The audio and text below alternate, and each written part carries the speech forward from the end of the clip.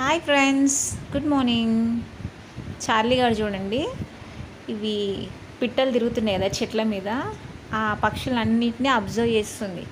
ఇవి ఎక్కడి నుండి వచ్చినాయి, ఎట్లా ఎగురుతున్నాయి, ఏంటిది అని చెప్పేసి ఆ గోడెక్కి పైన నుండి మొత్తం చూస్తుంది. దీని పని ఇదే, ఏమొస్తుంది ఏం పోతుంది అన్నీ అబ్జర్వ్ చేయడమే దీని పని అనమాట. దానికి కూడా అనిపిస్తుంది కావచ్చు, అరే నేను కూడా ఇట్లా మంచి పైకి ఎగిరితే బాగుండు అని. కానీ ఏం చేస్తుంది, రాదు కదా.